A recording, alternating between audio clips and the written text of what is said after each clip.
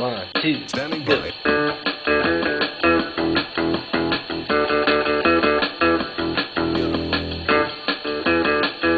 You know it. Here we go.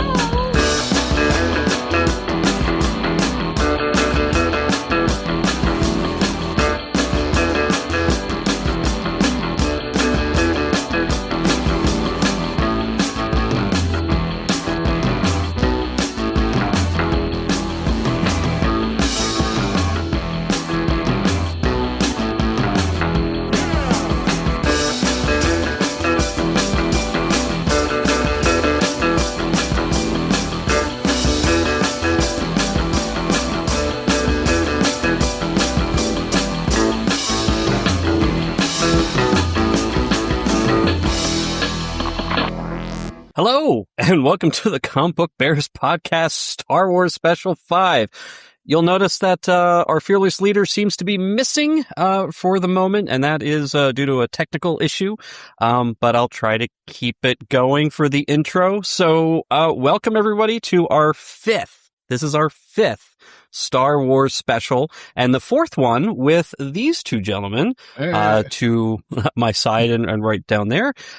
We've got... let's go over this side first. Me? Oh, well.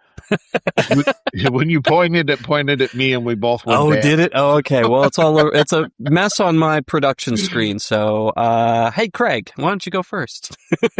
Hi, everyone. I'm Craig Lantz. You may have heard me before on Southern Fried Geekery back in the day. The now canceled, I guess, podcast, or I don't know what you'd call it, ended podcast that your other host, Caleb, was on at the time. And so you may remember me from there. Mostly now, you'll catch me on Steve's other podcast, the Horror Cave of Terror.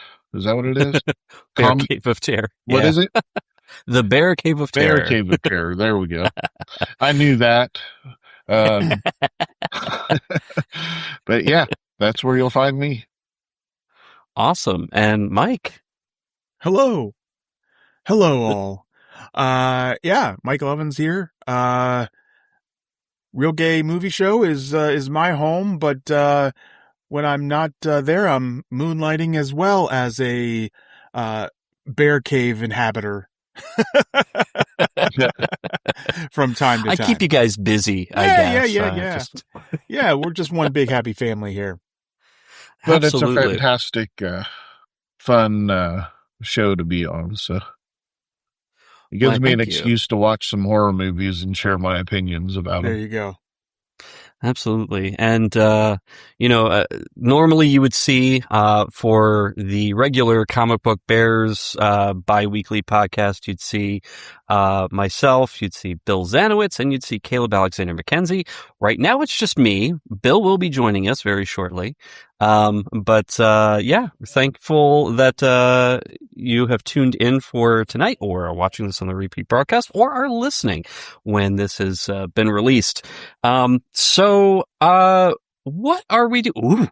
Ooh, there's a knock at the green room door. Who shall it be? Is it? Oh. It is a blank. It is a blank Bill Zanowitz. No. There he is. Yay! Oh, Lord in heaven. Can you hear me? Yes. We Yes. can hear you. Okay, great. Can you hear us? It's not, it's not great, but apparently the patch that was my latest update to my work laptop now prevents Riverside. This. Oh, well. Yeah. I mean, so this is okay, but maybe I'll get a new laptop at some point. Can't do it this right now. We need you to go out to Best Buy your right t-shirt now. already. Right and now, let me see yeah. the top So of it. Amazon could get it to you quick.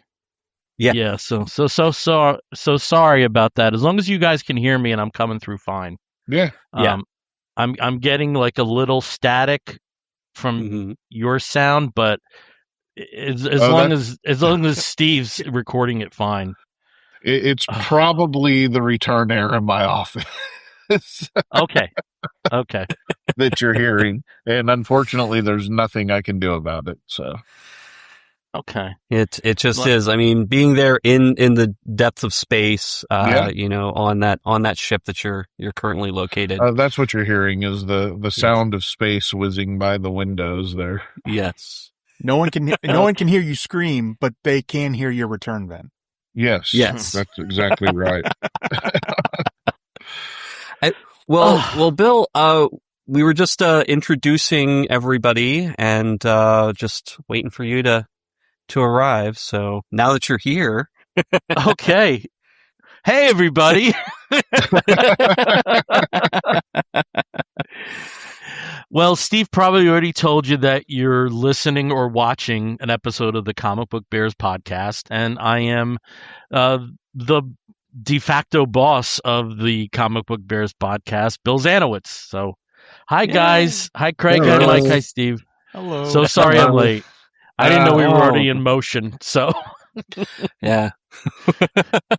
we have to appease the Facebook Live gods because they get very angry if we're not on it, Yeah. after 7 minutes or something. All right.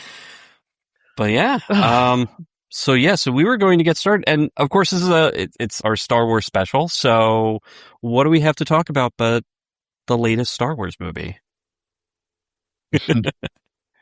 Wait, Yeah. was there a Star Wars movie? Was I supposed to watch that before this show? Oh yeah. That was nice. I think that was what we're gonna do. Yeah. I have to say, Bill, I had like probably 4 of those, and I think I trashed them all in anger because I got 4 of the exact same toy. Yeah. Which, it is a nice. I mean, it is a nice Razor Crest, the revamped Razor Crest. But 4 of them is a little much. There are 3 of us that may not have one. Yeah, that's fair. Very true. Yeah. Very true. I can also set all you guys up with this trooper. Oh, nice. I could put an army together at this point. So I got this trooper as well, and I actually lucked out on a Mando. Oh, Ooh. nice. Oh, that's really Yeah. cool. Yeah. Yeah, so yeah. I mean, Burger King with all of their promotions this year, and I was surprised. Let me just tell you, I am surrounded by the Burger King stuff here. Like, I got both of the size of the meals. I got the super meal, the big one that you held up there. Yeah. I got 2 of the glasses, and I also have crowns and the little cup that came with the cookie. Oh yeah. The shake. cookie or the cookie shake was pretty good.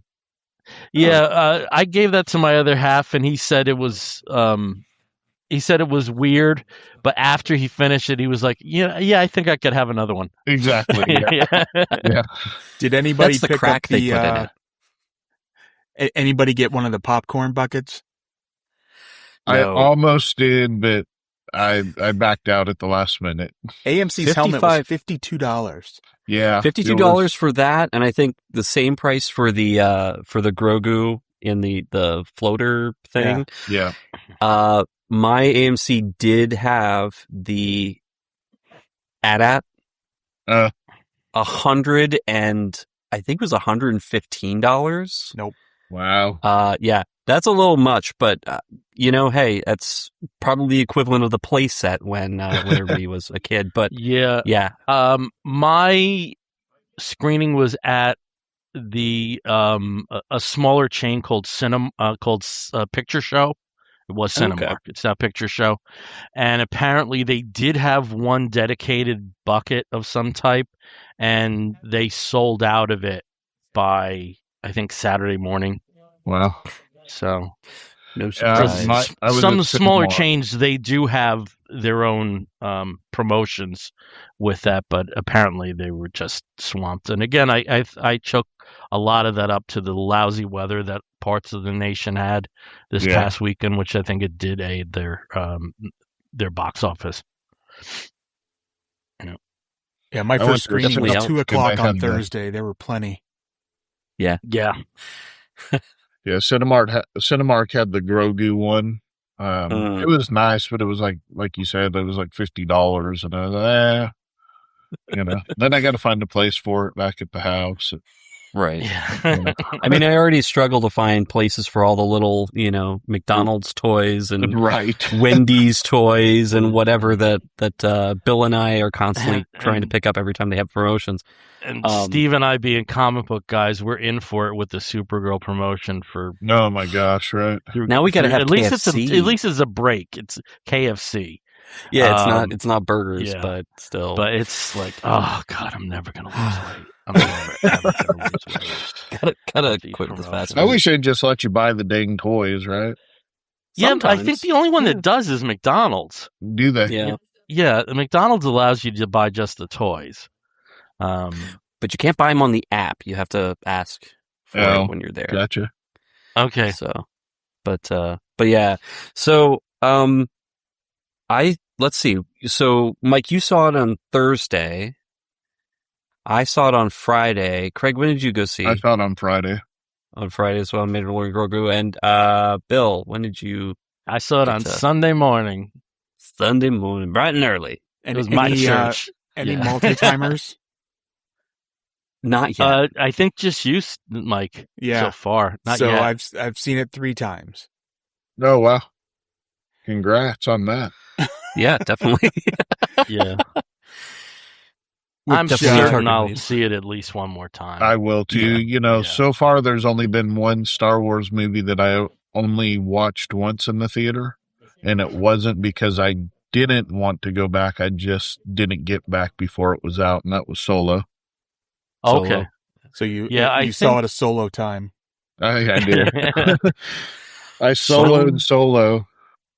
I'm trying to think. I think I've seen all of them multiple times in the theater. The animated Clone Wars, I didn't. Oh, I saw that once. I forgot about that one. I actually did not watch it in the theater. Yeah. Yeah, that one.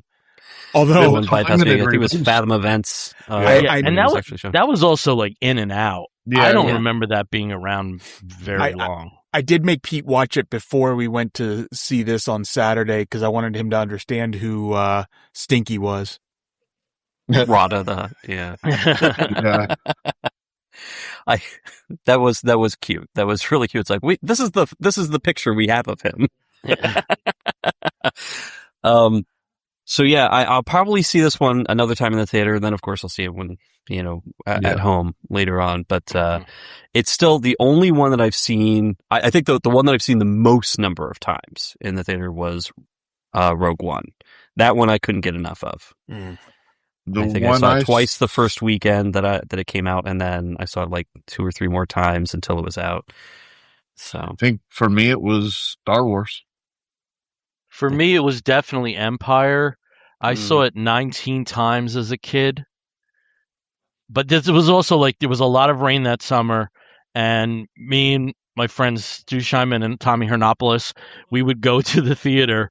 We would see Empire, then either Airplane or Close Encounters of the Third Kind, the special edition, and then back to Empire. And like that was our day for like on and off for like 3 weeks or something. And how many of those tickets did you pay for? Maybe like 10, I want to say. Maybe like 10. Yeah, because they were that theater was used to being a babysitter. You know, the theater was used to being a babysitter. So speaking of which, I mean, you guys know this, and probably listeners that have watched the other specials. I grew up on the Carnival, and the theater was a good place to send your 6 and 8 year old kids, so that you didn't have to watch them for a few hours. So the summer Star Wars came out, it was probably twice a week we were going to go watch it. I remember looking at the screen and looking at my brother one time and going, I don't even know who the good guys are, but I was 6 years old. So yeah, and actually tomorrow is the date I've pinpointed as the first time I saw the original. Wow. Tomorrow, because it came out on the 25th, and I saw it on the first Saturday, which would have been the 28th. So there's another anniversary coming there. So right, yeah. So, I mean, do we want to do like a quick synopsis of Yes, because the you're very movie? good at plot, Steve. You're very Am good I? at that. Yes, you are. I'm going to get some stuff mixed up, I bet, but because I've only seen it once. All right. You but- have enough people to correct you if something goes amiss. Okay. So basically, Mandalorian and Grogu picks up while Din Djarin, the Mandalorian, has been running bounty hunter operations or working as a bounty hunter for the New Republic.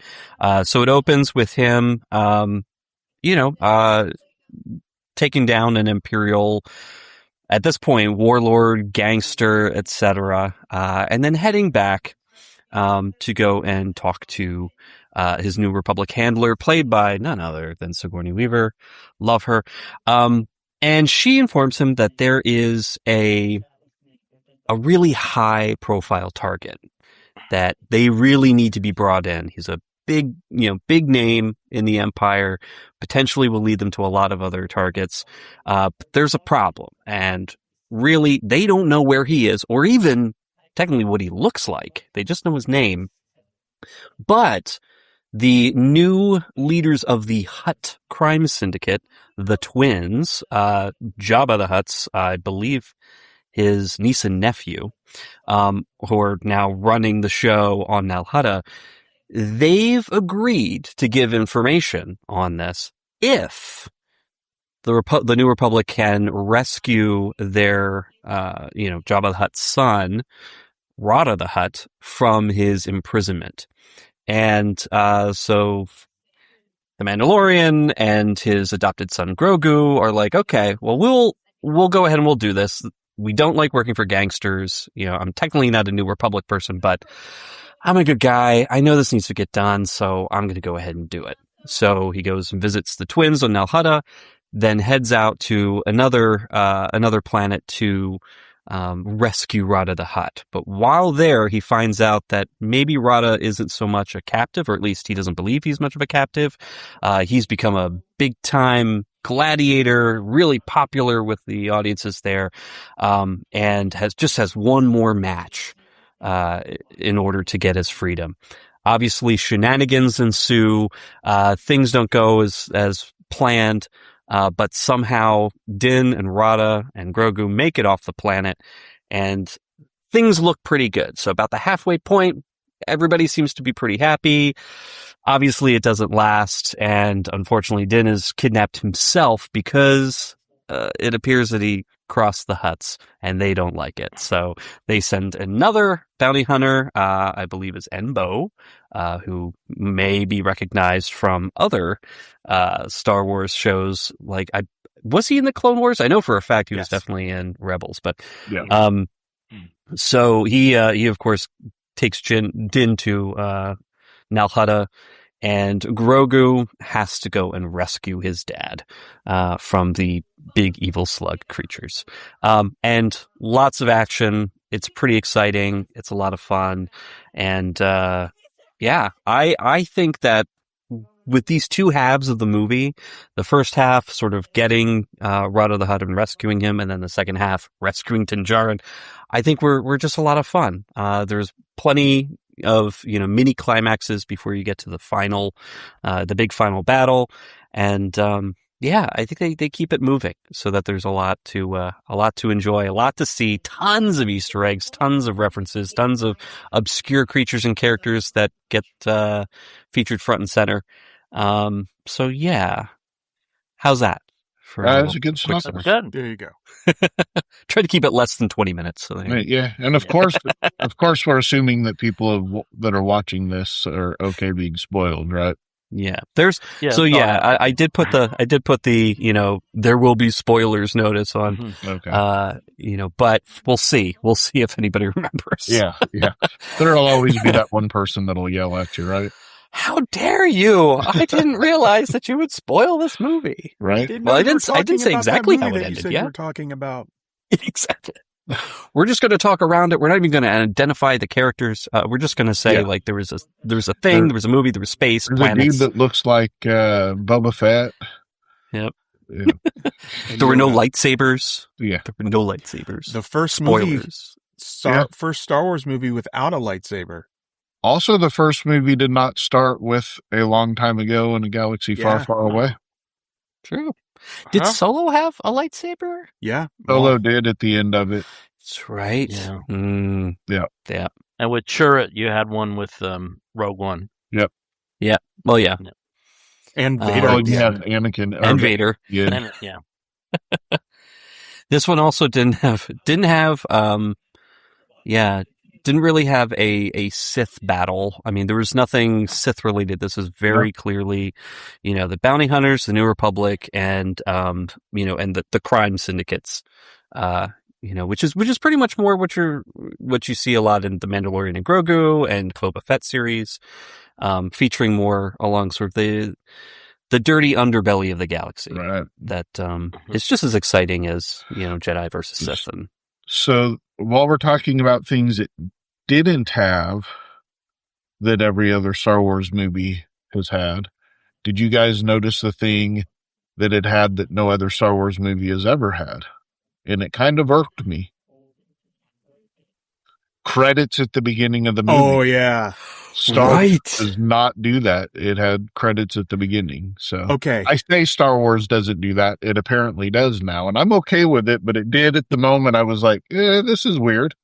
It is weird. It was noticeable because the font was very simple. Didn't strike me as movie font. Yeah. I was expecting. Yeah. I'm just going to say this off the bat, just to get it out there. I think I'm going to be the naysayer of the group when it comes to several things with this movie. Despite seeing it 3 times, I had a lot of issues. And that opening, the credits at the beginning of the movie was the first one, and it set the tone for me that made the movie feel TV on the big screen. That really just set that tone to me. Mm-hmm. Disappointingly. Yeah. So. Yeah.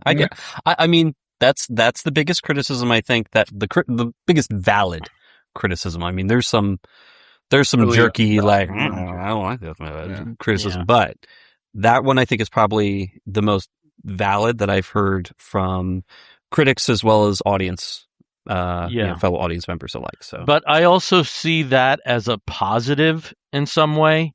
I thought that if you view this as a glorified next episode of the TV series, I think it lifted a lot of the pressure of groundbreaking that otherwise wouldn't be there. Yeah. Again, the post that I had that seemed to resonate with a lot of people was that Star Wars is allowed to be fun. Yeah. And I do think that going into that, Mike, I completely agree with you that there's pros and cons to that. Yeah. In terms of not opening with a crawl and and having credits at the beginning, it's incredibly expensive for people to kind of bypass PGA and DGA rules with not having credits at the beginning of a film. When they did the first film, it was like $10,000 or something. Now it's kind of in the millions. So I'm also wondering, because that they were actively trying to keep the cost down given the losses from Solo, that if that may have been a financial consideration on top of. Wasn't Lucas kicked out of the Screen Actors Guild because of the credits at the beginning? And he bought his way back in. Yeah. And that's fair. That's very possibly the reason why they did that.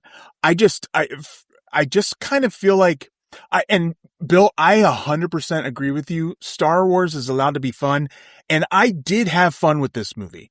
I think I ended up being so hypercritical though, because this is the first movie that we've gotten since The Rise of Skywalker, that my own personal biases, I went in with wanting so much more from Star Wars on the big screen. Mm-hmm. We've gotten a lot of what we got in that movie on television. I wanted something more. Right. And I think our expectation in seeing something like this is, the potential first of a new trilogy. Right. I think there's, kind of, it's built into our DNA that this is an event. It's the kickoff of another, for lack of a better word, saga, and it wasn't structured that way at all. No. If we never see these characters again, I wouldn't be shocked. Or at least in live action. I think that this movie sets up more than people are allowing it to in their brains. This movie wipes out the Hutts, big spoiler there, as a as a crime syndicate, leaving a major vacuum in the underground of Star Wars that I foresee that Favreau and Filoni are going to do a lot with that. Maybe not in movies, but we are going to get a lot. I mean, think about the Boba Fett series and where it was left with him now controlling Tatooine. Now there's no one to even challenge him at all for that control. So there's going to be I mean, as far as we know, as that's correct. They destroyed one outpost or one palace on Now Hutta that Hutts were in, and up until Book of Boba Fett, we didn't know the twins existed. So, that's fair. It could very well be, but I think with the destroying I mean, they bombed the shit out of that palace. So yeah, it wasn't just the twins that were there. It was probably a lot of the Hutt royalty because there were the 5 families. There were 5 Hutt families. But I would assume that probably a lot of the upper echelon, either in support or just waiting for their opportunity to backstab, were there at the palace with the twins. Just as an FYI, we have Gary Garibaldi joining us here from Facebook. Hello, Bears. Hello, Gary. Hello. Thank you for joining. I think, Craig, I actually do agree. I think that this could potentially set up a lot of more underground crime stuff, but it takes place between, the next space or the next several years are going to be leading up to what was the last trilogy. Yeah. So maybe somewhere in there, there's enough room to play. I'm not sure what the time frame is. I Is do it 10 know years, 12 years? Yeah, but I know when Filoni and Favreau came on board, there was a lot of talk about having a Godfather-esque crime lord type series that kind of got scrapped. This may set that up because you have this power vacuum. If nothing else, you have a power vacuum caused by what happened that is going to have to be filled. Yeah. Right. And I also know that the kind of aligning with that, though not precisely, initially when there were plans for a 4th season, Jonny Coyne's character was much bigger. Yeah. It was much bigger, and certainly his actions could feed into crime, and maybe that's where the Godfather element kind of got lost a little bit. I do have one big criticism. I don't know how anyone else felt, and for me, it was Jeremy Allen White. I thought he was fine as a voice actor, but it felt a bit called in, a bit lazy. Oh, he was pointless. It was pointless to have a name. Is really what I mean. I have to say though, the purist in me hates Hutts talking basic. Okay. Like the Yeah. argument had been with somebody I was talking to about this. They were like, well, if the movie's geared towards kids, and I was like, yeah, so was Return of the Jedi. But, you still had to read what Jabba was saying. And I know there's precedence in the Clone Wars with Zero the Hutt, but that's a cartoon. So I take that differently. I don't know. I have a rebuttal to it. Okay. The twins spoke very broken common. I agree. Rhoda, what is it? Rhoda. Yeah. His was a Rhoda! very I'm the Mary. Yeah, it was a good common, non-broken, but he hadn't lived on Nal Hutta his whole life. He had been sold into the slavery. And he wasn't in Hutt space. It was outside of Hutt space. So that's my rebuttal to that. I agree with you. I would prefer that they speak Huttese, but at least I can get around it by those facts. Yeah. Okay. I mean, I do. Well, I kind of agree because I love it when you have sci-fi films where the other languages that are spoken, which there should be millions. In Star Wars, it's been established that you have two major languages. You have Huttese, which a lot of the Outer Rim speaks, and a lot of the, all the criminal underground that's controlled by the Hutts, they all speak it. And then you have Basic, which is everybody else and most of the humans, basically. But, not having a lot of Huttese spoken, it did kind of stand out. And I know exactly why they made it easy, so that people didn't have to read a ton of subtitles, because in other recent movies they've had, anytime somebody speaks Huttese, like they're not switching back and forth, they're just speaking in Huttese and they subtitle it and then they move on, but probably because there's so much. Maybe I have a question for the fellas here that are more versed in this than I am. Is Greedo speaking Huttese in the first film? Yes. Yeah. Okay. Yeah, pretty much all of, as Steve said, it's pretty much all of the criminal elements speak Huttese throughout. When they're not speaking common, they're speaking Huttese. Okay. Yeah. So, but it is really interesting. And also, like the, I forgot the character's name, but, the guy who lived in the swamp, on Nal Hutta, who just kind of spent most of his time in the rocking chair. Yeah. Yeah. I would expect him to speak Huttese mostly, and then that one probably stands out more to me than Rudda not speaking it, because also the fact that Rudda's trying to get away from being a Hutt, basically he doesn't want that lifestyle anymore. Yeah, he doesn't want to be a Jet. I mean, he did give us the same exact speech twice. He did. He really wanted us to know that. Yeah. It was, I do have to say, it's talking about Rada, it was really weird seeing a Hutt actually do a lot of movement. And also be jacked, which was very. Can we just start calling him Jack the Hutt? Jack the Hutt, sure. Yeah, I mean, Jack Hutt. Here I was ready for like Rhoda Morgenstern the Hutt, but okay. And then Mary the Hutt. No, honey, just drapes. Yeah, okay. But I mean, that was kind of an interesting. It was interesting that they did that, because you've never really seen that in live action, except in the special edition of Episode 4.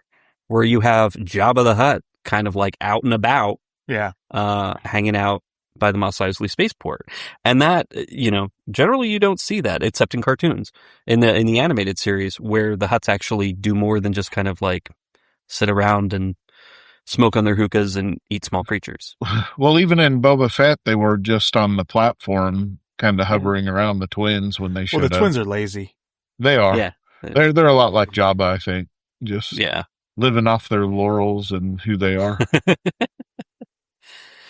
But yeah, the Hutts are interesting. I was excited to see Nal Hutta on film. I think that's a huge, really cool thing to be able to see, because again, like it's a major planet. It is a major center of activity. and we really don't see it except in a lot of the extended universe stuff. Didn't like anybody and comics. else expect it to be much more industrialized? Or So it was featured in the Clone Wars, and it did look like that in the Clone Wars. So, at least they didn't pull that out of nowhere. I think it's always been kind of described as swampy. okay, well, Swampy, I just slimy, figured gross. we have a world that's ran by crime lords, basically. That you would have casinos and gambling and, kind of all of the underworld. This is where they go to get away from all that. Oh, okay. Yeah. That actually makes sense, to be honest. This is like spa. It's Yeah. their This spa. is their Right. Aspen. It's Yeah, just it mud is their baths. Aspen. I mean, It's it their makes Breckenridge. sense that Hutts would come from a planet that is swampy. Don't get me wrong. I just expected to see, I mean, maybe not all of it, but parts of it to be industrial. Mudhole. My home this is. Oh yeah. But yeah, I mean, so enough about the Hutts. What other creatures did we see here that we were really happy to see, or really maybe unhappy to see? I have to tell you, a man. We had that we had that figure, and they just waited 40 years to scare the shit out of us. Yeah, that was those long arms, especially. Oh my god, I was not prepared for that. It presented so well, though, too, right? Yeah. I mean, went from being a side character on Jabba's hut, Jabba's skiff, Palace. to being this really scary creature. Yeah, but I think the big happy clappy monster moment had to be the Jarek fight. Where you basically got the chessboard from So what came first, though, the battles or the game? Like, did they make a board game out of real life battle scenarios, or did they make this battle scenario? Because obviously the creatures were real creatures, right? Mm-hmm. I think I actually want to say that it probably was the arena first. Yeah, that's what I would think. Yeah. It's like how we had war and then battleship, right? Yeah. So this is how slow I was in that moment when that arena scene started. I was like, these are all cool creatures. I did not pick up on them until the one body slams the other straight from Star Wars. It's the move straight from Star Wars. I went, oh my god, I'm watching the chess game happen in real life. Yep. Oh yeah, that was pretty neat because it took a second, like Craig, it took me a couple seconds to. When he was saying, like, oh no, it's going to be a Djarik match. This is going to be a Djarik match. That's so unfair. I'm like, I mean, they're not, like, what does he mean by that? Like, does it just mean that it's going to be just, a big battle royale or whatever? And it's like, yes, but it's because it's exactly like the game. It's like how we say playing 4D chess. How we what? 4D chess. Yeah. It was just, I thought that was pretty fun to see. It was pretty great. I liked Scorsese's character a bit. Cousin to Rio Durant from Solo. Yeah. Yes. But I also have to say what Mike said, that, Alan was like unnecessary. I think you needed a personality like Scorsese. I'd agree with push that. character. Yeah. So I do think that was a very wise choice. I love that that's something that Favreau likes to do. In his shows and movies, bring in these well-known directors and give them a bit part in there, Yeah. Werner Herzog in the beginning of Mandalorian, and now you got this, and do you guys know that Herzog has one of the Grogu puppets? Oh yeah, he loved it. Yeah. He loved those things. He insisted they use the puppet because they were gonna just use it as a placeholder and then do CG. I want you to use the puppet. I Who's think the the baby? puppet should be used. What I was can't really his do his line? voice. What was his line? Show me the. I show me want the to see baby. the baby. The baby. That was actually that was probably not in the script. That was just he just didn't realize that the He camera wanted was to see on the him. baby. He I'll was be like, I want to honest. see Give the him a baby. phone book and let him read it. I'll be happy. Oh I mean, yeah, his voice is that good. he is a brilliant So- director. Speaking of other characters, like, we just, Real Gay Movie Show just reviewed this also, and my co-host Mhm. Ryan, he had issues with Zeb. He felt like Zeb, like he loves the character from Rebels, but felt like he was Yeah. very unused. And I'll be honest with you, I don't disagree that he could have been used more, but and maybe it's just because like now that I'm doing voice acting and stuff, I've actually taken one of Steve Blum's courses with him. It was with him and Sean Astin. It was kind of wild. But so maybe I'm a little biased towards him, but I actually thought that Zeb was one of my favorite parts of this movie. Mm-hmm. I absolutely loved Zeb in there. And I felt like, so that Durant character had the some of the best personality. I felt like Zeb had some of the best personality. I like this kid, but also, screw me if people disagree. I swear, I think my favorite part of this whole movie was the Anzellans. Oh yeah, They were adorable. I mean, I heard somebody say this was a Muppet Star Wars movie, and I'm okay with it.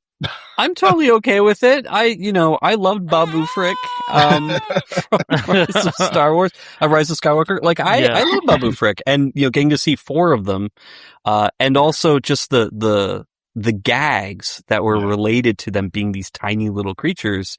When they're like, "Oh, we have spaceship," and and Grogu barely fits, Right, and then when they rescue Din Djarin, they're like, "Oh no, we parked over here. Come, go see spaceship." And then he gets there and he's like, you could see it. It is, you could see it reflected in his helmet. I also felt with those characters, they used them just enough. Yeah. Yes. Yeah. They were 'cause not overdone. There's, I fully- even Return of the Jedi has a little too much Ewok, after a point. I thought fully they were expect to really see- judicious with that. And Mike, one thing I have to say about Zeb, for me, Zeb felt like if he was an anchor to the larger universe, Mhm. in a sense, more than any other character. I think because of because this is a character at this point that's survived, like 26, 27 Right. years, in this, in that time frame. So since you went back to it, for me, if any complaints I have was that he just kept disappearing. Yeah. And they're like, we don't where need did you right Zeb now. go? Go He had to hang out watch on the ship. Yeah. yeah. Get a droid it for all that, makes really. sense within the content in context of the movie, but it's like, where's Zeb? Oh, he's back on the ship somewhere. It's like, That's the we need to save money on this full CGI. I think that was character. it too. They spent the money on abs. Yeah. Abs for Rada. Yeah. Jack Tut. But yeah, and if Grogu counts as a creature, when he was knocking on Mando's helmet to get his attention, I was dying. I thought that was, and that's like perfectly something, I know he's whatever, like 500 years old. The adorability. But he's a kid, and that's something a 50. kid would do. He's only 50. Okay. He's only 50? He's only 50. Okay. Yeah. He's only 50. All right. Teeny tiny. That is one of those baby. situations, though, that the super nitpickers, which I'm nitpicking, but the super nitpickers are like, that was one of the convenient moments that Grogu forgot that he could use the Force when all those bombs are there and the doorway's open. He could have just sweep them out. Yeah. But I mean, it's probably a fair criticism, to be honest. There were a couple of times in the movie that he could have used the Force. But it wasn't really till later in the movie that we've now learned that it doesn't exhaust him to use the Force like it used to. yeah. So maybe they were leaving that surprise for later in the movie, but Yeah, I mean, it's probably a decent criticism, to be quite honest. A little bit nitpicky, like you said, but probably. Mm-hmm. Yeah. Well, I mean, he's not a Jedi, so No. the fact that he's a Force user is one thing, but he's specifically he's Mandalorian now. He's a Mandalorian bounty hunter, a baby, but he is still Mandalorian bounty hunter and not a Jedi. Which some of the things that have been bandied about in fan circles have been, well, there's a possibility that he could join Ahsoka down the line and be sort of one of the gray sort of Force users that are unaligned. But really, I think it's just going to be he's going to use the Force, but he's also going to shoot things because. So I've heard we do realize that he now has a friend that will live the length of his life. Yes. In Jabba the Hut. So he's no longer destined to, live the rest of his life alone. He's already got himself a friend that's part of the Republic now. So I've heard rumors. I don't know if it's rumors or speculation. Take your pick. But that we could see Grogu older as a young adult in Rey's New Jedi Order. I can see that. As a way then to kind of give him more purpose moving forward after, Din is gone and all that stuff, but then to also kind of tie parts of the franchise together. Yeah. I mean, I don't think he I don't think he has to be part of a Jedi Order. I'm sure, like, if, for future trilogies, it would make sense that he shows up. But I think it would be a lot cooler if he showed up not as a Jedi, but as just sort of like a badass, a little, badass bounty hunter who, is well trained, called upon to help out, and maybe he, acts as a companion to the Jedi because again, he's still a Force user. Yeah. But yeah, I think that would be interesting. I would very unlike the two other, of his species that we've seen, Yaddle and Yoda. I'm still not convinced those two aren't his parents. Do what? I'm sorry. I said I'm still not convinced Yoda and Yaddle aren't his parents. Right. Right. I mean, he hatched from somewhere. I personally would like to see him continue Din's legacy beyond Din's life.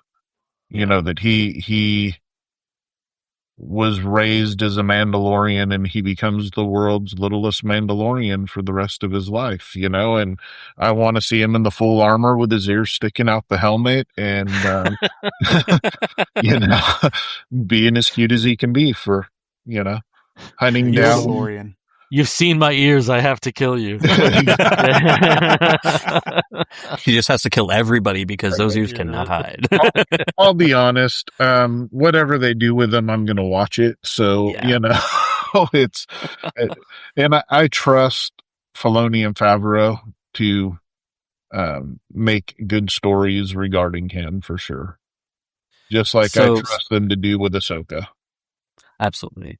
Well, speaking of Filoni, he has a very much a featured cameo in this. Mostly non-speaking, although he does have one line. But I know that I was not alone in the theater.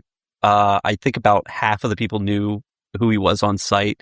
And when he shows up in the cantina scene with his characteristic hat, there was a loud sort of like snort wave that kind of permeated about half the theater, just like, because, I mean, if you're going to put yourself in the movie, just be ostentatious about it. It's cute. Yeah. It fits in the TV show, but all of the pilots, all of the director pilots, and forgive me, but also Sigourney Weaver, some of the worst dialogue read I mean, it was so. You're in a ship. You're in battle. Okay, Mando, what's your position? You know, I've got it. Dude, Rick Famuyiwa. Dude, I don't know. It's just, Bill, you talk about the fun, and where I wanted to have fun was seeing these pilots. Now, in A New Hope, I do know that during the Death Star battle, a lot of those pilots seemed kind of monotone as well. Stay on but target. I do feel like you got a little bit more energy out of some of them, maybe. Yeah. I don't know, but it was Porkins, just like Porkins had quite a bit of energy, especially right before he exploded. right. Yeah, I mean that was some crispy just saying, bacon. like, yeah. But no, but so there again, that to me is one of my criticisms, is that just because oh man, the guy from Kim's Convenience, I can't remember his name. Well, I know He was the great. character is Carson Teva. Carson Teva. Yeah. I can't think of the actor's name though. Yeah, Steve, you'll know it. Oh, well, now that you asked me, I don't have it off the top of my head, but I can get it for you in a Nor couple do I. seconds. But like he was the only one I felt like, because he's the only one, not including Sigourney Weaver, but like of those pilots, that's an actor. Yeah. Paul, Paul Sun Young Lee or something like Sun that. Young Lee, yeah. Yeah. Paul Sun Young. But anyway, it that just brought me to a screeching halt. Okay. It's supposed to be this action scene, and everyone is so monotone and like they're bored out of their minds. I Those just saw helmets were really hot. Okay. It just seemed that it was so brief though. Like I felt like if it was like a Return of the Jedi level action, like then that probably would have bothered me more. But it seemed that that sequence was so brief that I wasn't necessarily that bothered by what admittedly is very wooden dialogue. Yeah. And but again, you have the star power of Ellen Ripley as an X-Wing pilot that I think just puts a sheen over a lot of it anyway. So, well, yeah. I mean, a lot can be forgiven because it's Sigourney Weaver.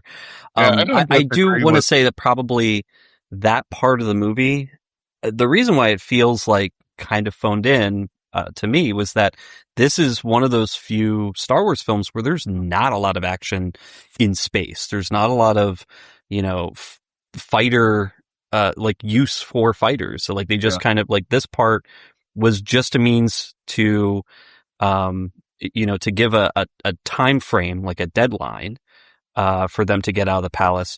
And just kind of, it's like if they were there, I'm sure they would have figured something else out. Like maybe set off a civil charges or something and blown up the house that way from the inside. But, there weren't a lot of in air battles. I think they had, a couple mini dogfights, but they lasted 30 seconds. So that wasn't really the focus on this one. And, I just realized something with you saying that. I think this may be the first Star Wars movie that doesn't start in space. Yeah. Every other Star Wars movie started in space. Does Rogue One? Didn't it go down onto the planet? Yeah, Rogue One starts in Rogue space One because did, but Solo started with Han starting that speeder. Oh, okay. Right. Okay. Yeah. Well, so again, maybe that's something reserved for more of the saga movies. Maybe. Well, this one also technically didn't have any Jedi in it, so. Yeah. Well, we're big enough for that. One thing I have to give major kudos to, the score. I thought oh God, that was phenomenal. Incorporating like truly for the first time electronic music to a fairly advanced degree. But it's where totally I fit. get to, where it was where I used get to fit. be the And optimal. I have to say, I've never been so disappointed to see that there was no CD release planned at the moment. That it's just the vinyl that's coming out on June 6th. I was a little bummed. I love the score. Let me start there. There were a couple of times when it felt a little synth pop, non-Star Warsy, and but that's just me. It was great. I'm not saying I didn't love it, but there were a couple of times there where I was like, okay, I'm fine, and went on about my day. Well, But I mean, you know, if you think about like in Andor, there was the the dance sequence that had that really amazing right, yeah. right. it was hard driving dance pop basically, very non-Star Warsy, but I think now has been kind of incorporated because people really responded well to it. So And I again, wouldn't be surprised if Ludwig kind of went. And it's I this love big John of a Williams. nitpick, guys. Okay, It's not a. you go it's- first. Yeah. And I love John Williams, but he's not a composer that's known for percussion, Right. Mhm. and and that's just the way it is. Yeah. He certainly has other traits, that are laudable. So seeing, like, hearing that incorporated more, I just felt, particularly for action scenes, which there were, I don't want to say that there weren't action scenes. I just felt that it added a bit more robustness to the scenes that you might not have had with another composer. And that's fair. And again, I'm not complaining about the score. I thought it was amazing as well. But there was just those couple of little scenes where I was like, okay, and went on about my day.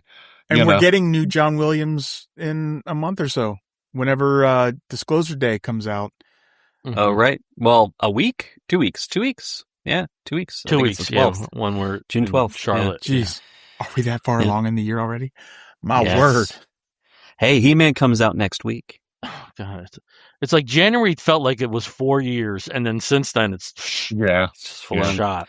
Yeah. Well, sticking with the music, but also just sort of the theme of the film. I mean, Mandalorian has always been very Western in nature.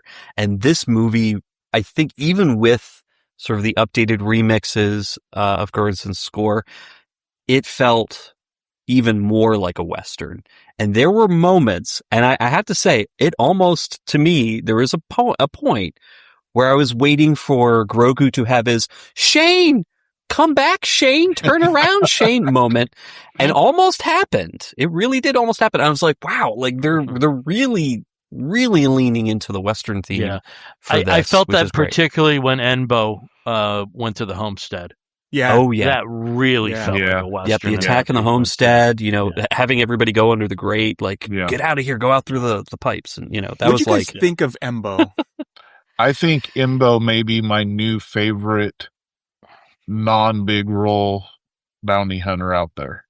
Kind of guy in the background, not saying a lot of words, but his Yeah. presence just Man, a few words. commands your attention when he's on screen. The look, just the way he was portrayed. I mean, that immediately for me, I was like, okay, this is a dude. This is not a dude to be trifled with. Yeah, and I thought it was a smart move where you really don't have like a frontal shot Right. at any point in the movie, that there's mystery about this guy, even what he specifically looks like. Well, and even his I thought hat it looks was like a smart. cowboy hat, like Yeah. a Clint Eastwood flat cowboy hat. So Or a shield. From the side I'm talking Sure. about.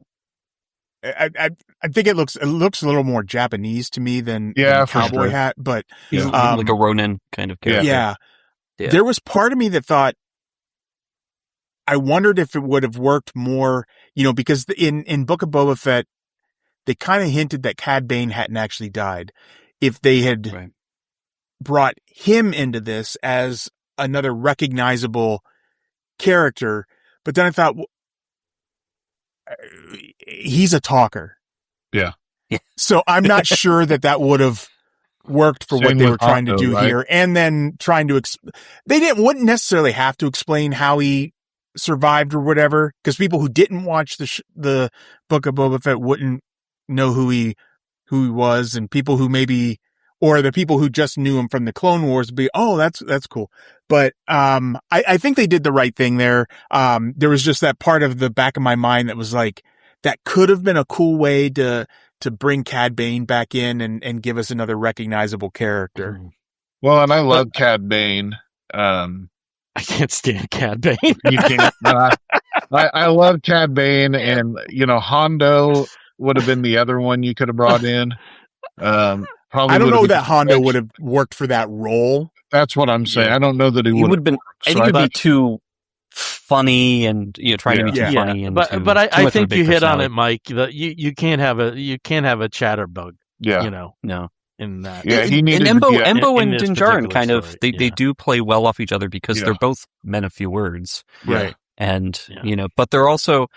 I did get the feeling that they respected each other enough because of their reputations. They knew each other's reputations. That it made sense for me that Embo didn't. Once he saw that the twins were done for, he was like, "I'm out of here." Hey, his paycheck was over. He's a bounty hunter. There's nothing left for him to fight for. He this isn't personal at all. Yeah. And I did feel they did that well. It was a job, and the job was over. Yeah. Cool fight scene, though. It was a very good fight scene, in my opinion. Yeah. But I really like the and again, I forget his name, the old man sitting on his porch in the swamp. The lizard guy, and I forget his name, but would have preferred that he spoke Huttese because of where but still, I really enjoyed that little bit there. The character's name is. I'm sorry. The character's name is Guattari. And so you had the guy on the porch in his rocking chair named Guattari. Yeah. A little on the nose, maybe. Well, it could have been Banjoey. Give a little rap comitia to Grogu to go feed to Mando, Which another thing that happened there, touch on this real quick, is one of the complaints I've heard about the movie is nothing happened to advance character arcs in this movie. I completely disagree because this movie wasn't necessarily a Mando character arc. It was a Grogu character arc. Yeah. And getting to see him surviving on his own a little bit and helping Mando and nursing Mando and respecting Mando enough to not remove his helmet when he's taking care of him, even in that moment, even though he's obviously seen his face, but he left his helmet on while he was taking care of him. And, to me, the character growth in this movie was Grogu more so than Mandalorian. No, I agree. I think Grogu and Radu. Yeah, and Rado. Yeah, Rado had. I've seen and read a few things where Rada basically is given the full arc. For his character. Yeah. But yeah, he's really only in, I'd say, the first half of the movie, and then he appears towards the end when, obviously they free him from his electroshock therapy, the multi-century electroshock therapy that he's been. Right. But them playing on the beach is life. Yeah. Oh, yeah. That was adorable. Yeah. So that is where I really wish, and this is a season 3 thing, so it's not this movie. It's also a Pedro Pascal thing, really. The helmet rule needs to go away. I agree. It doesn't make sense after a point. Yeah. And there are so many emotional moments that would have resonated even harder if we were able to see his face. If we could have seen his face when he was looking down at Grogu and Rada on the beach. If we could have seen his face, even if unconscious, while Grogu's taking care of him and looking into his father's face. Right. Hoping he's okay. And it's just, the rule made sense for season 1 and 2 because he was still believing that this mythology still existed. He met all these Mandalorians that didn't follow that creed anymore and knows that they are still able to do what they need to do. I just feel like that was his opportunity to break the shackles and be his own man. As much as Rada was wanting to be his own man, Din needed to do that too. And also, why did they nobody called him by Din Djarin in the whole movie ever once? It's called a Mando. Yeah. No. Well, and also, like, how does he have like a perfectly like framed mustache? When you take it off, it's like I mean, he does take his helmet off, but just not when anybody's around. Like we saw that in like the first season. But yeah, like I do think like it really worked in the first and second season, especially like just how almost heartbreaking it was when he did have that connection with the woman in the colony. In the first season. Yeah. And it was just, Jesus, dude, just lighten up, you can get them here, Yeah. I mean, now we know because it wasn't Pedro Pascal there, which I'll tell you what, Brendan Wayne and Lateef Crowder, kudos to them, man. Cause especially Brendan Wayne, because he still learned all the lines because he said all the lines in all the scenes where the helmet's on and stuff. So he could act with the other people that were on there. But, despite hating the fact that they put credits at the beginning, I was happy to see that they got such top billing. Yeah. I mean, apparently that was Pedro Pascal that organized that. Good. Yeah, and I don't think those guys knew that until they saw a work print. I feel like Pedro Pascal in life is as pure as every character he plays. Like he's just like he's Mr. Fantastic guy on the planet, right? Yeah. I mean, I'm sure he has his bad days, but he does seem to be a genuinely good guy. Yeah, Yeah. Well, but yeah, I also, one other thing that I did find out, going back to the Anzellans, the little characters, the little creatures, their names, I was able to find their names. It's Minch, Bai, Keto, and Clang are the four little guys. Snap, crackle, and pop. Snap, crackle, and pop. And then I'm wondering if Minch is the older one that was kind of the one in charge. Yeah, probably. I mean, it's just, I don't know. They're interchangeable to me, but it doesn't matter what their names were.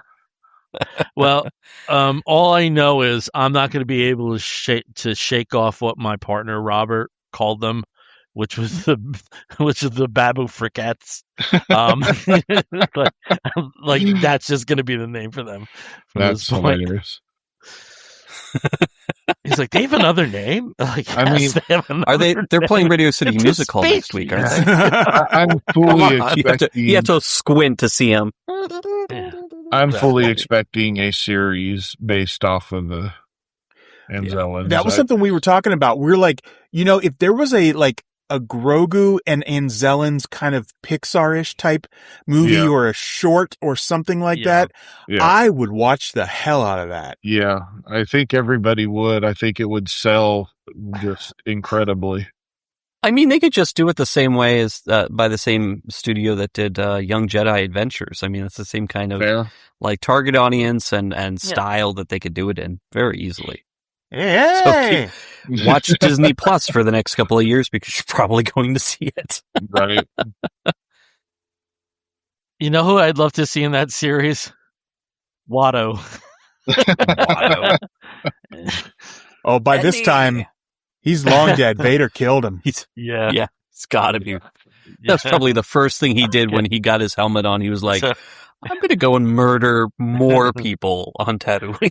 I was good, Zanny. Oh my god!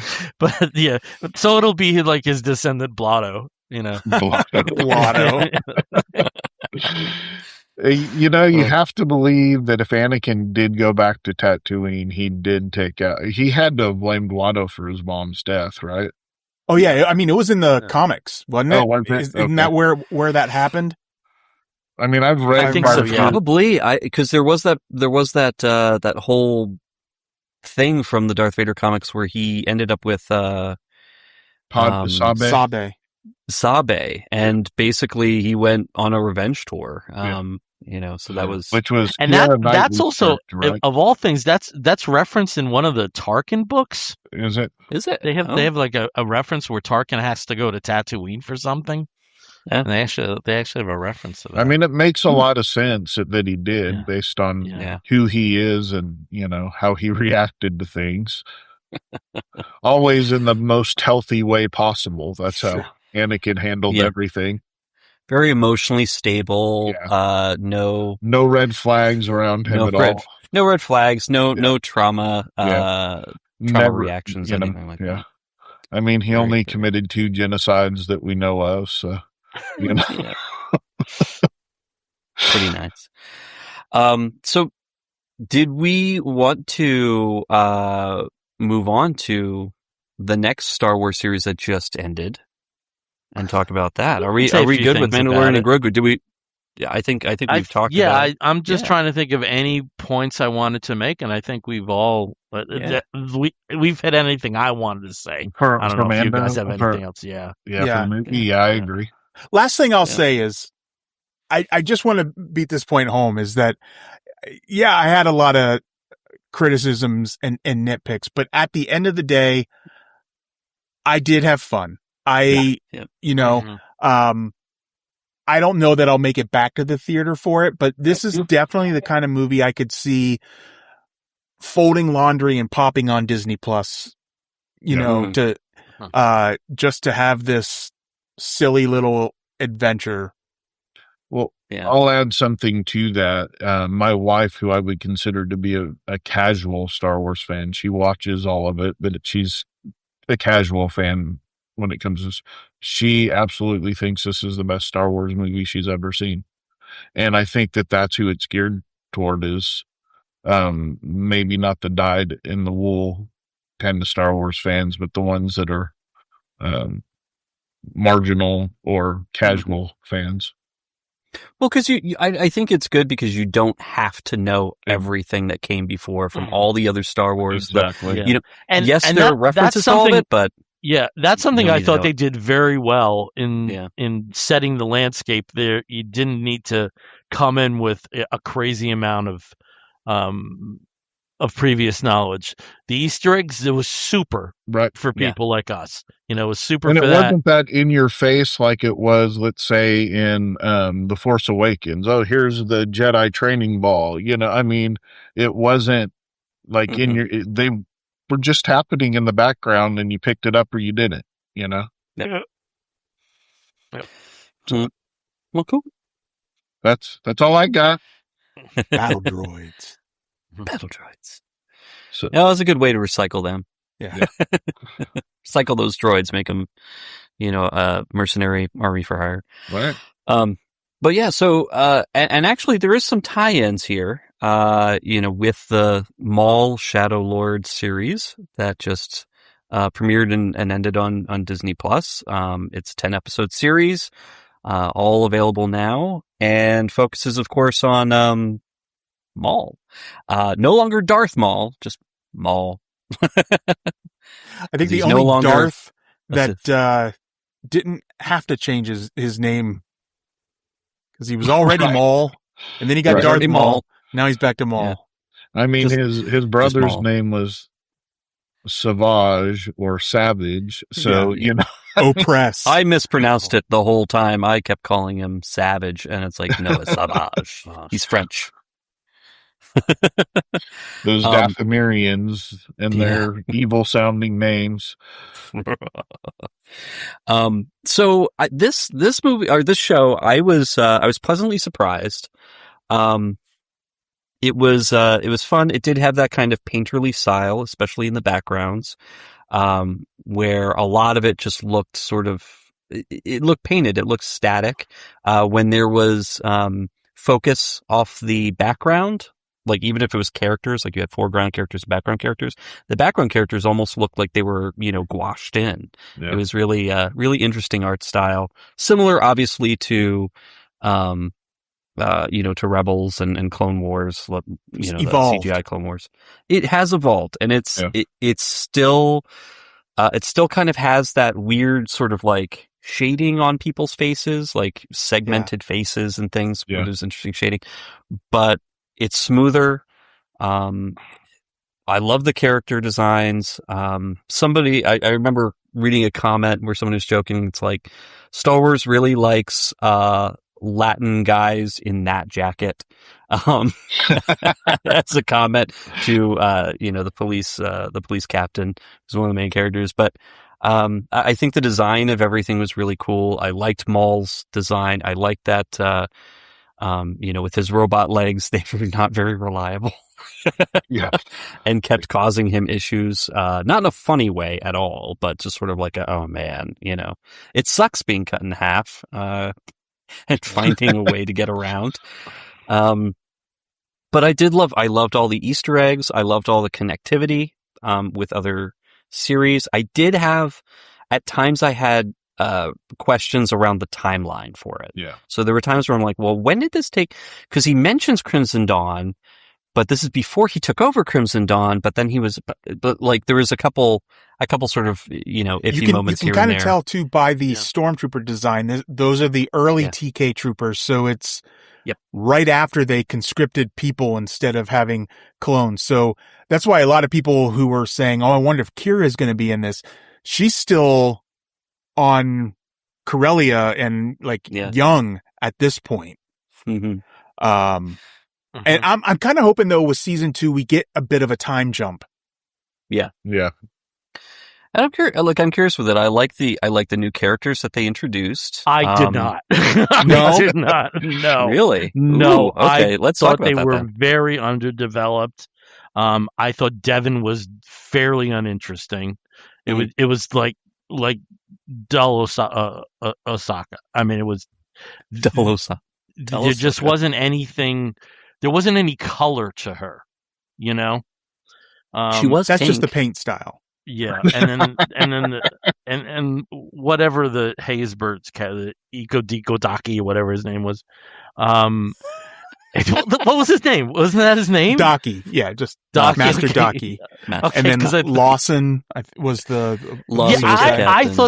thought the police captain and his son were much more interesting than the other two. I did And like. I don't that. think he's dead. I don't think he's dead either. You don't see it.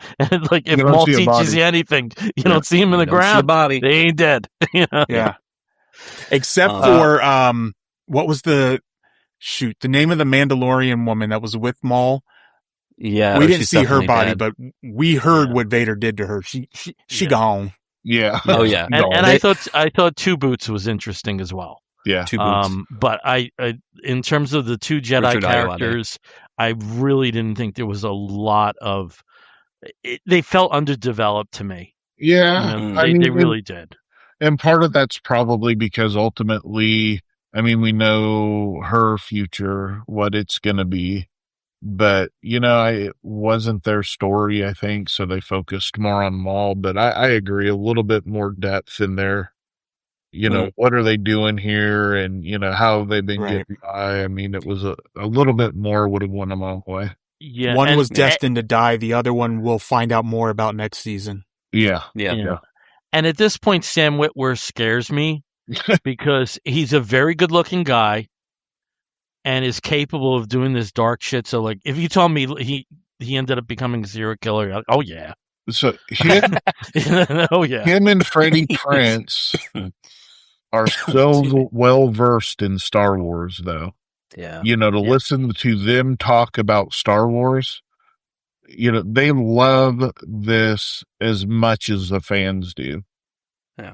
And that I love, especially Sam Witwer, just, he's so many voices in the series. And you've heard the story about him correcting Dave Filoni, right? Yeah. Yeah. But he does scare me now. Well, Now I'm right. scared of it. Well, he went to Filoni at one point, he was saying, and during probably Rebels, and said, I think that this needs to happen. And Filoni said, no, this isn't Maul's story. We'll get to that later. And so that's how we kind of ended up with this, was kind of fleshing out that idea. Yeah. But I'll tell you what, like, this obviously takes place before Rebels. Right. Mm-hmm. Yeah. And they did a fantastic job of showing just why Maul was so scared of seeing Vader, knowing Vader was coming in Rebels. Yeah. Because he knew what was coming. And I also think, I don't know if he 100% knows it yet, but I definitely think by Rebels, he knew that was Anakin. Yeah.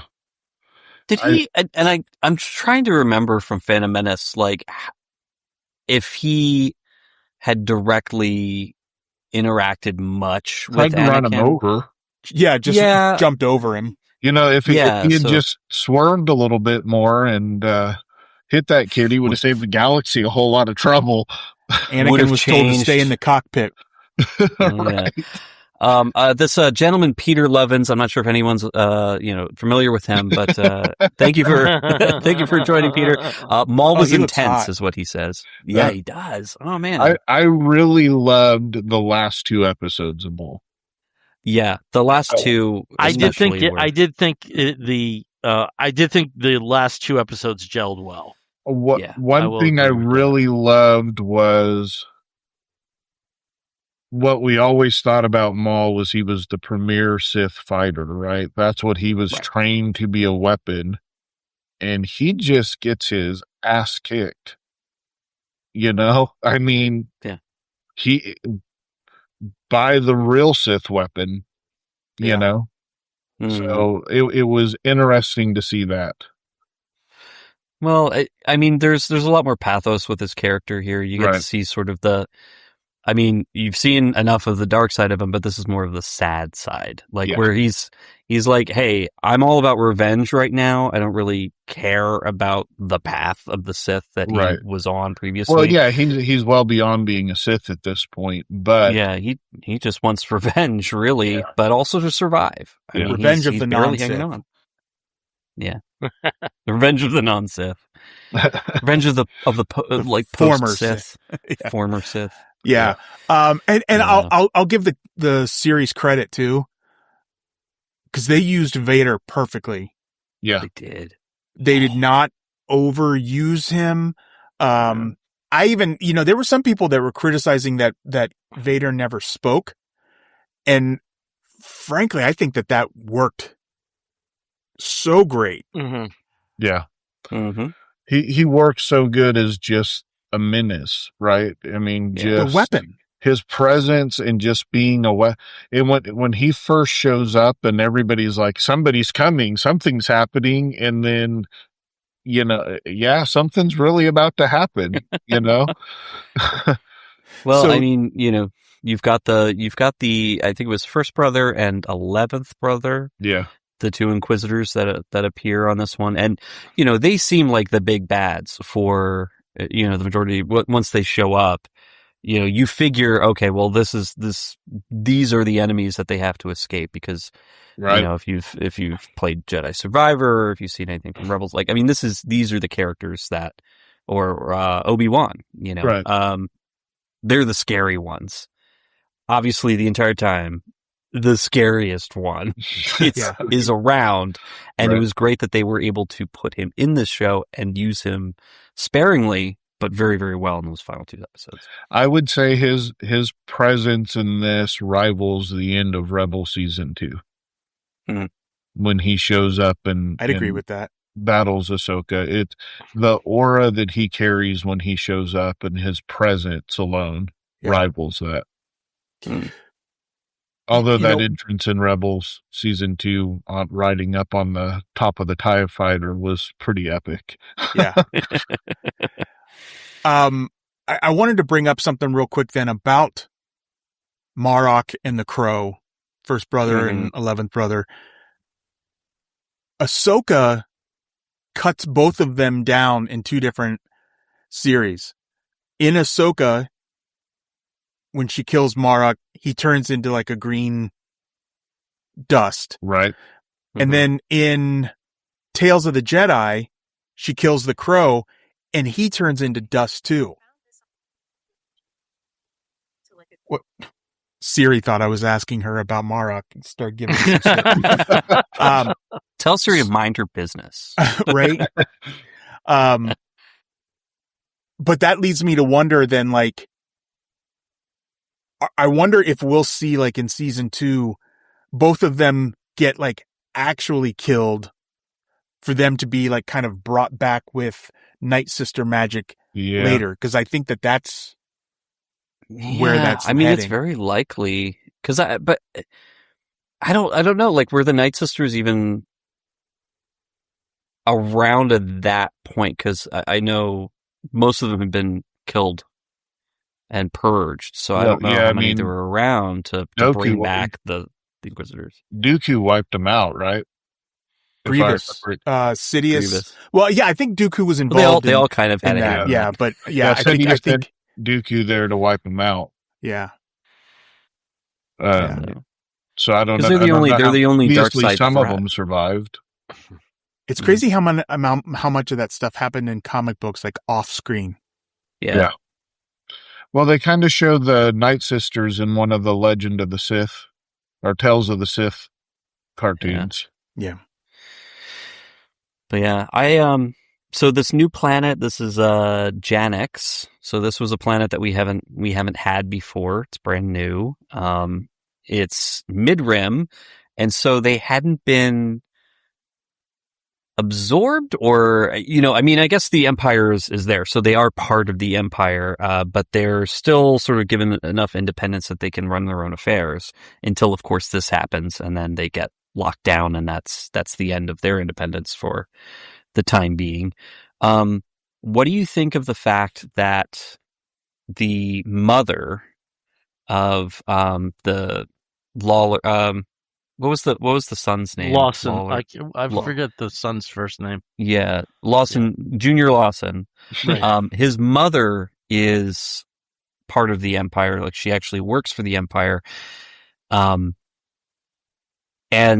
his father at the end tells Two Boots, get my son to his mother. I'm really interested in the second season, what that's going to be like, because obviously he's seen how brutal, vicious, and completely bloodthirsty the Empire is. He's seen the worst of it, firsthand. He's been interrogated. He's been shot at. Like, nobody gives a flying crap if he's a kid. And the people that he cares about and that he's seen as good people are being mowed down. So why would he want to go to where his mother operates, where she presumably is all, like, hey, Empire good? I'm assuming Maul kills Two Boots and he gets trained by Maul. That's possible. I'm playing. I have no idea. No, I think it's one of those, like, yes, she's Empire, but kind of lesser of two evils. She's still his mother. Yeah. And, like, Lawson's probably also kind of hoping that when her son is in front of her, duty aside, she'll make sure that her son is taken care of. And maybe it's even just like one of those, like, it's safer in the heart of it than where the battles are. Those of us with childhood trauma that don't believe that she will forsake her duty to take care of them, raise your hand. I believe that. Yeah. Well, I mean, there's also the possibility that Drea might be more swayed to be part of the early rebellion. Maybe she hooks up with, with Clea. Maybe because she's on Coruscant. Maybe she and Clea have a communication going on. Yeah, I mean, it's very possible that she breaks from the Empire and joins the rebellion after she finds out what they did to her son and her ex-husband. I think so. My theory is that Lawson's not dead. He's going to find his son with his mother, and then some Imperial is going to kill the mother because of her betrayal. And then Lawson and the son is going to see that. Yeah. I'm very, very likely. Yeah. I also have to say that though I wasn't crazy about this series, I did like. All right, so my favorite Star Wars of everything, I would rank it as. I still can't call it A New Hope, the first movie.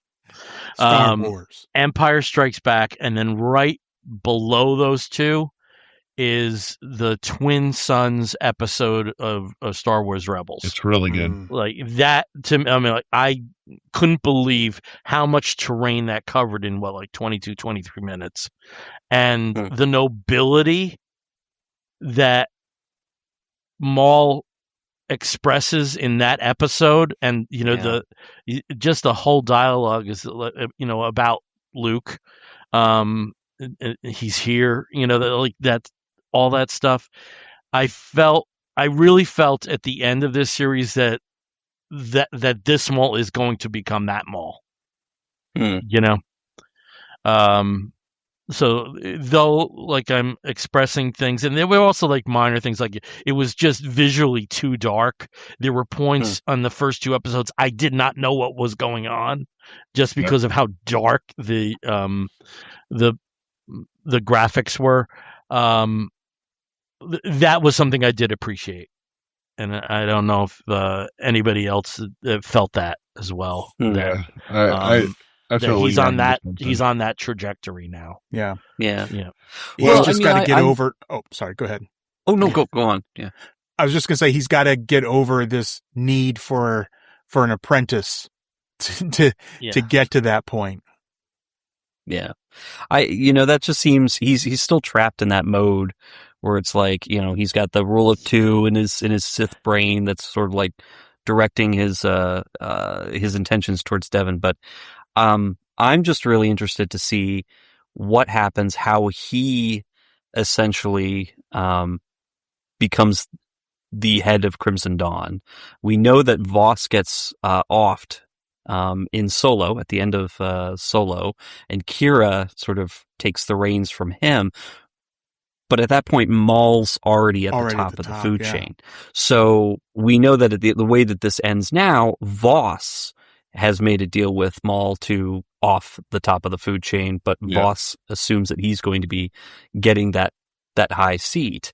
But I'm hoping for a time jump. I want to see what happens to get Maul at the top of, to the leadership position of Crimson Dawn, Voss as a subordinate, and then getting it to the point where Kira is introduced. Because we know from the comics, Kira has an amazing trajectory as the eventual leader of Crimson Dawn, and what she does trying to get Han back after he's been frozen in carbonite, that whole massive, like, crazy crossover in the comics of the Bounty Hunter saga, the War of the Bounty Hunters. I mean, that was a lot, but also really cool to see her in action. See, just to see what happens. Like, how does that get there?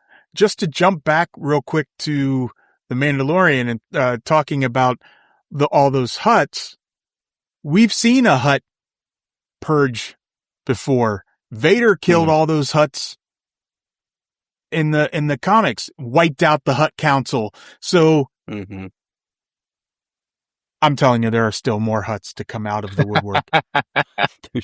Those slugs are hiding under some wet wood, but they'll come out. They are the underbelly of the criminal world, so can't kill. And the overbelly and the side belly, and right, and jacked bellies and abs. Jacked belly. But yeah, no, but I enjoyed Maul. I thought it was good. 10 episodes. It probably could have been shorter. I think they could have spent. I think a little it was bit 8, more time. wasn't it? Was it 10? 10, full 10. Yeah. If you just take out half the lightsaber fights, it's 9. That's true. There were a lot of lightsaber fights. There was a lot of lightsaber fights. I'm not mad about it. Yeah, I'm good with that. I'm good with it. Yeah. I love the effect on the lightsaber too. Right. That I did like. The purple effect when she and Maul and Docky. are fighting, and then with yeah. Merrick, when she and Merrick are fighting, Dylan's lightsaber that makes that purple. I like the way explosion. that Maul looked in the series. Yeah, I like the lean. Yeah, well, that and lean. his facial colors. Mm-hmm. They didn't quite match. I mean, the tattoos match fine, but the coloration of it was like a not solid red, and I really like that. Yeah, but it felt a little off from the other versions we've seen of him, so there was that too. So could have just been like the color palette that they chose for this. Oh yeah, with animation, you can get away with that. Yeah, for this animation. Yeah, exactly. But yeah. So what's next up for Star Wars? What can we expect next on the big or the small screen? Yeah, I think Ahsoka season 2 is next. I think it's next year. Yeah, it was supposed to be the end of this year, and it got pushed. So it'll probably. I think it was probably supposed to be one of those things where it like came out at the end of December, and then went into next year. And now it's probably going to just happen in January or February. Which it's crazy to think that we are still going to have a new Star Wars property out before Celebration. Yeah. And then, of course, the next big film that's coming out is the Starfighter one. Starfighter. And we do the most we have right now is a new logo. Right. But apparently. Yeah, apparently there was some, I mean, not just a cast, but apparently there was something that was shown during the CinemaCon. Or it was either that or at the D23. I think it was D23. Where they actually had a little bit of footage. Maybe it was test footage. It could have actually just been, just some special effects. Listen, I'm all about new Star Wars movies. I love the shows. But I really miss we got a taste of it, but I really miss the anticipation of that new movie hitting and the score hitting and all of that when you sit down and you get the hard entrance and the music, and it just... I really hope we get the traditional crawl and opening song. We might get the song, but you're not going to get the crawl. They've already said it with both Solo and this movie that the crawl is reserved for the saga movies. I want the crawl. I mean, I do too, but they're reserving it for saga movies. But they say the saga is done too, and we've also heard that we'll still get the crawl. So they don't know what they're doing. What they're going to do. They'll do whatever they believe will please the most people. And here's the thing: if Sean Levy is like, "No, I really want the crawl," they're going to let him do the crawl. Yeah, I mean, you're probably not wrong. So yeah. I was just looking to see it too. So yeah, I was just looking at the definitely happening, and again, it's the three we've mentioned: Starfighter, Ahsoka season 2, and Maul Shadowlord season 2. There also is a Star Wars Visions presents The Ninth Jedi that is coming before the end of the year. Oh, nice. Okay, so there is one. I like the Vision stuff. Yeah, and the Ninth Jedi, that's a continuation of something from Visions. Yeah, that's like the samurai kind of story. So that'll be cool. We got some stuff coming up. Yeah. And Mike mentioned Celebration, and half of us will be there for half of it. Yeah. For half of it. You guys got to watch The Little Man. Celebration 1 happened in Denver. I lived in Denver when it happened, and I didn't go because my ex-wife was not supportive of. I see why she's your ex. Yeah. Right. Of that part of my life. So, unfortunately, I missed out on first Celebration. My ex-wife wasn't supportive of part of my life either, but that's a whole nother story. Fair. Very fair. Burn. All right. Well, excellent. Well, hey, should we do some woofs? I mean, it may not be a traditional episode. I wasn't really prepared for that. I don't know. I don't really know. Oh. But if you want to do woofs, go ahead. If you have a woof. I'll do the regular intro. And we hit our last segment of an episode of the Comic Book Bears podcast that we call the Woofs of the Week. In the bear community, if you find a fellow attractive, you woof at him. And we do something very similar here where we woof at something which may be comic book or comic book related, or Star Wars or Star Wars related. But it also may be a film or a television program outside of that genre, a charitable initiative, anything under the sun that we think you, fair listener or viewer, may be interested in sampling. I'll start as I always do with Steve. Steve, what is your woof of the week? Well, my woof of the week is an anticipatory woof. So I haven't seen it yet. And I don't know if it'll be great, but I've seen everything leading up to it. I've seen all the like web videos, all the YouTube videos, all of the fan videos of it.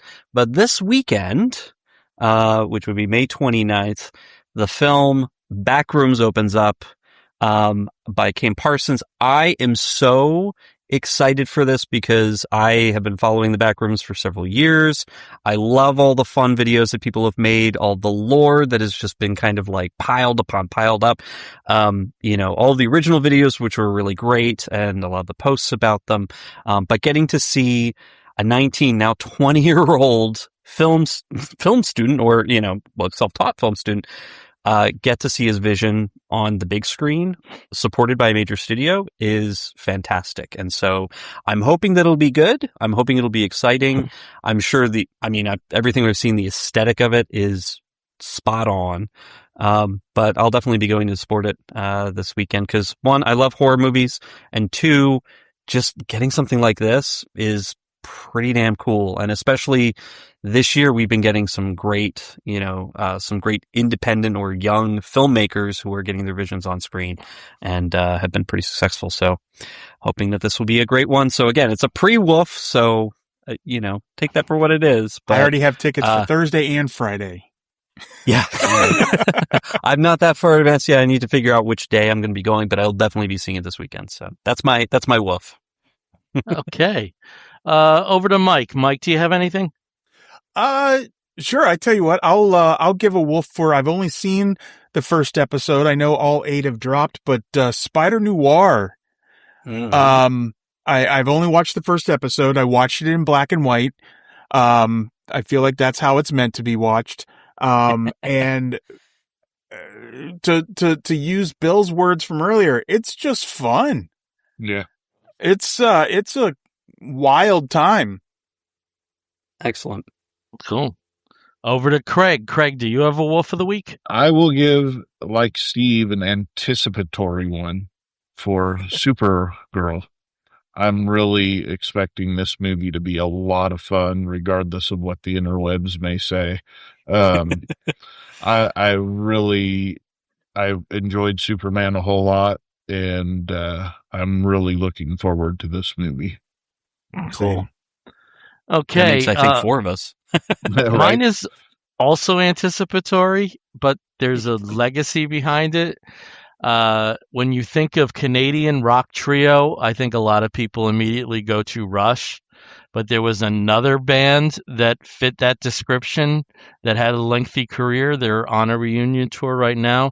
I'm seeing it tomorrow night. The band I'm talking about is Triumph. We get a little additional Canadian goodness with April Wine being the opener. So tomorrow night in Camden, New Jersey, I will be an honorary Canuck seeing Triumph and April Wine. Enjoy your awesome concert with my friend Tito, who is also a massive Star Wars fan. There you go. Mike, hopefully you will meet him at our half celebration. That's really cool. I'm excited for you. I'm also jealous that you get to hang out with Mr. Tito, because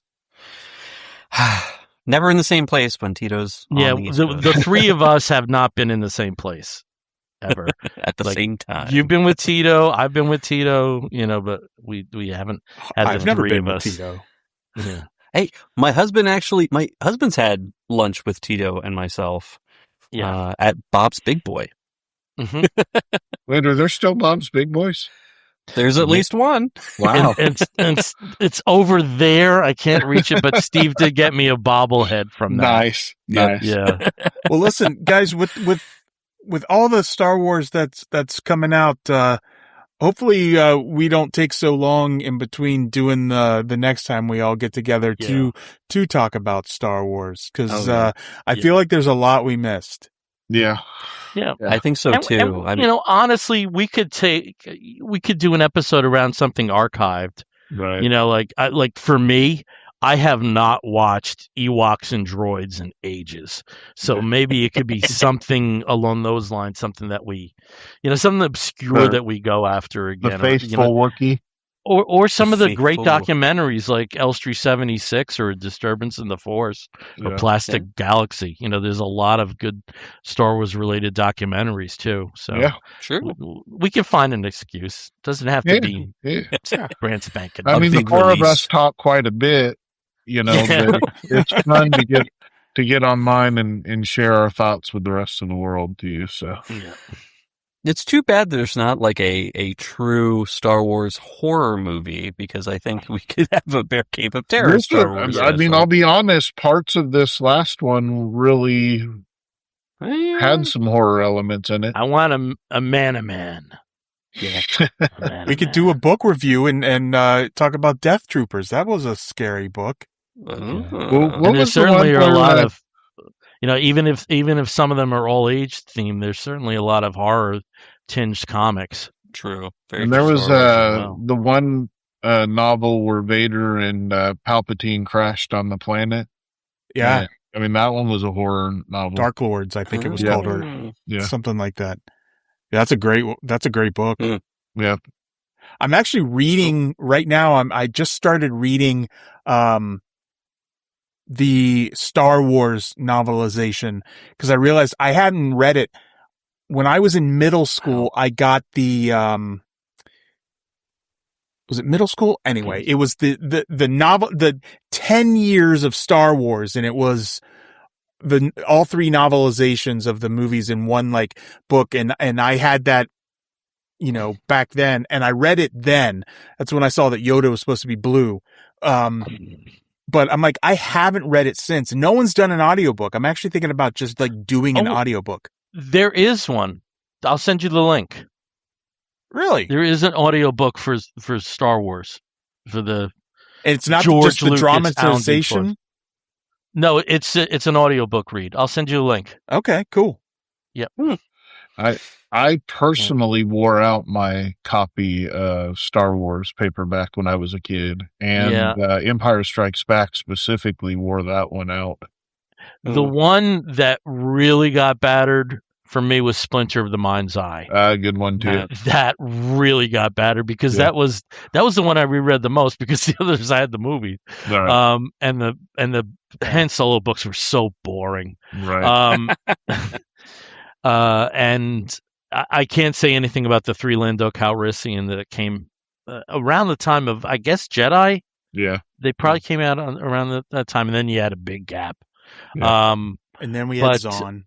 Yeah, and then Zahn, reawaken Star Wars lore. Yeah. But Splinter of the Mind's Eye for me is the one that is like, it's barely hanging together. Yeah. All right, gentlemen. So I guess we can wrap this up. Yeah. So thank you again for everything. Do you guys? I know, Craig, you're kind of a podcast veteran, but do you have anything going on right now in that world? Bear Cave of Terror. Oh, there you go. I have a guest on there about once every month or a month and a half. As executive producer of the Bear Cave of Terror, I thank you. Outside of that, I don't have another one going right now. So okay.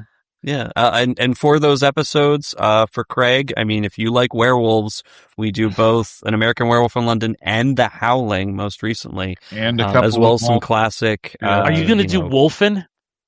I think we kind of have to. We kind Either of that do. or We in the have to company of complete wolves. the 1980 trilogy. Exactly. We did some you got that? Hammer horror. Yeah.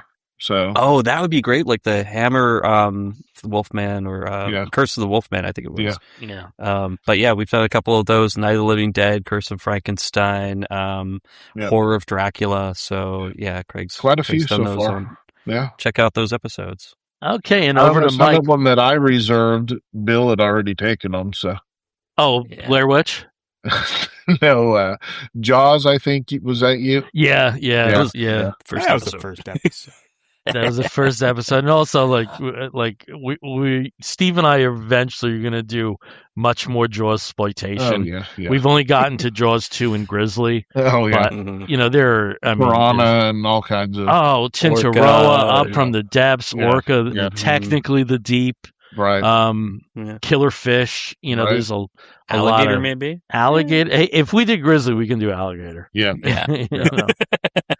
All right, Mike. How about you? Why don't you tell people about your show? Well, Bear Cave of Terror. No. We've had episodes Yeah. like Critters, The Lost Boys, The Nightmare on Elm Street, the first 3 of those. Yeah. Yeah, Nice. there's been some really good ones. Yeah. But for real though, you see what I did there? The Real Gay Movie Show. And we have episodes dropping on Wednesdays. So, our episode of, Mandalorian and Grogu dropped today. Nice. Yeah. Looking forward to hearing that. Yeah. And again, you can catch Steve and myself on the Comic Book Bears podcast. And Steve, why don't we just mention it again? The Bear Cave of Terror. Yeah, Bear Cave of Terror every Sunday, new episode, featuring, these 2 gentlemen, actually all 3 of these gentlemen, throughout our catalog of episodes. But we have a couple of movies that are coming up in the future. We've got Poltergeist, Blair Witch, a few other ones. Scream 2 and 3 also are upcoming. So yeah, tune in. And look in our back catalog and see if there's a favorite horror movie of yours that you'd like to hear some people gush about. I don't know if it counts, but Okay. sign me up for Monster Squad. Oh yeah, absolutely. That It's does always count. interesting It the does. movies people really want to do. Right. Absolutely. Like I'm not getting in Jay Yaspa's way. Like whatever he wants, when you guys hit the Godzilla stuff, I'm stepping back. yeah. I know when there's an expert, All right. So again, we are the Comic Book Bears podcast, a Star Wars themed episode, but still the Comic Book Bears podcast. You can find us on most social media as Comic Book Bears. You can find us on Facebook as Comic Book Bears podcast. If you want to listen to us, you can do so by downloading us through Apple Podcasts, listening to us through Spotify and many of the other podcatching platforms. If you want to write to us, please do so by sending an email to comicbookbears@gmail.com. And if you've watched us through Facebook Live or one of the other live feeds, thank you. If you are watching us later on YouTube, please like and subscribe. And until next time, I'm Billy Z. I'm Steve Morey. And you will see these other gentlemen the next time we venture back into a long time ago in a galaxy far, far away. This is the way. Yeah. Thank you so This much. is the way that way. Thanks again. Have a good night.